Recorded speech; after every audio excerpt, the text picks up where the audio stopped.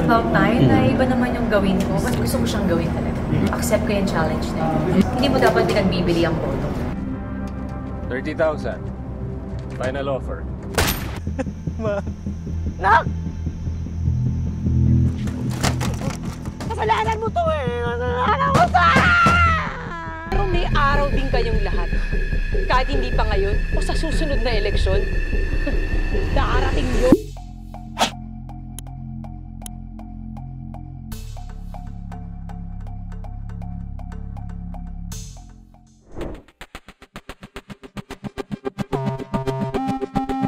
Actually, walang expectation. Kumbaga, ito ay ang dami kasi nakuha din ng GMA and then the Cinemalaya na nag-request talaga sila na hindi nila napanood yung balota.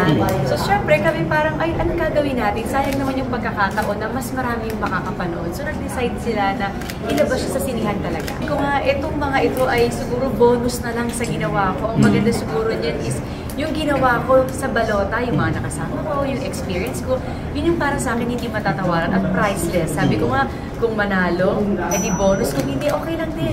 Ang mahalaga ay yung mensahe ng pelikula.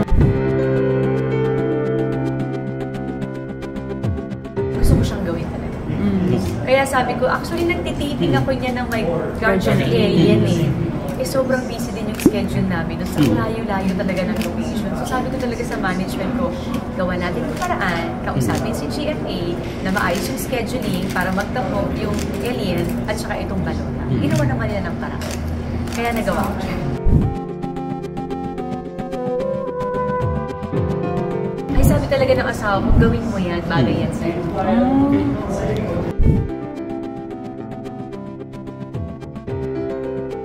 Madami. Kasi si Teacher Emmy mapagmahal na nanay eh. Kunwari pa strict, pero kapag nangitian na ng anak, lumalambot. Parang ganun din ako sa mga anak ko eh. Parang hindi ko kayang tagalan na maging ganun ako. Malambot talaga ako sa pagdating sa mga anak ko.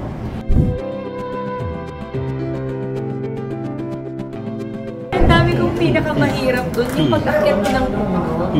Medyo nakakatakot yun kasi ang taas. Tapos tinanggal nila lahat. So nandun lang ako sa puno talaga, literal, na mag-isa. Sawa ko yung balota, ang bigat-bigat. So syempre kahit pa paano, kinakabahan ako yan. And then yung fight scene din namin. Tapos, first shooting day ko kasi ito yung nag-ano yata sila na parang pinakamainit ng panahon na yun. At nasa labas kami doon. At nakahawak na talaga ako sa lupa. So, ang dami talaga. Kami kung isa-isayin ko talaga parang ang dami. Super. Actually, yung ginawa ko ng TikTok na transformation, doon ko lang na-realize nung nag-shoot kami ng, ay, ang bigat nga pala nito.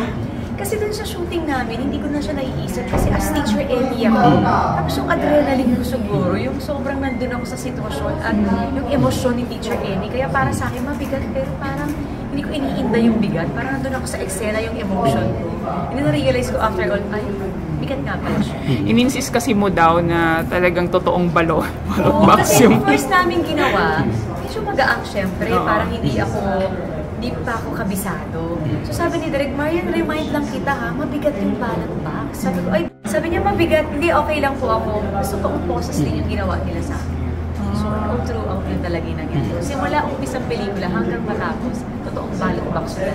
So, would you say itong pinakamahirap mong pelikula in your career, entire career? Parang oo, kasi ito yung role na no make-up. Mas ang dami kong sugat, literal na minsan hindi na nga prosthetics kasi totoong nagkakasugat na talaga ako. Ang dami kong pasa na hindi ko naranasan sa buong mga soap opera ko. Lahat yung fake na mga sugat and everything. Pero this time talagang halos lahat totoo.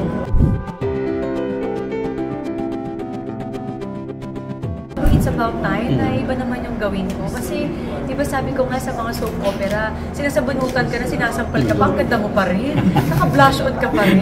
So this time talaga, ayaw ni Direk na kahit anong makeup, gusto niya is raw. Actually, bago ko ito gawin, yun yung gusto niyang approach. Sabi niya, ready ka ba? Na ganito yung gagawin namin. Kung makeup ka dito ha, magulo talaga. Medyo yung location natin talaga, hindi talaga okay kasi natitema talaga sa pelikula.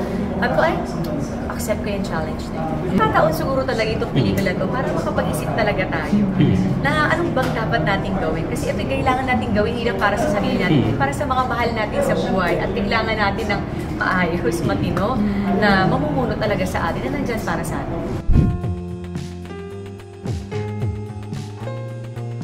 Nakuumpisa pa lang ng pelikula, ang sabi doon ni Teacher Emmy, hindi mo dapat pinagbibili ang boto. Bakit? Kasi mahalaga. Sabi ko nga, isa ka man, feeling ko isa lang ako, hindi apektado. Hindi totoo yan. Lahat tayo makaka-apekto sa botohan at kailangan alagaan natin. Naku, parang baliktad. Ako magtatanong sa inyo, after nyo manood ng balota, ano kaya yung realization nyo after this?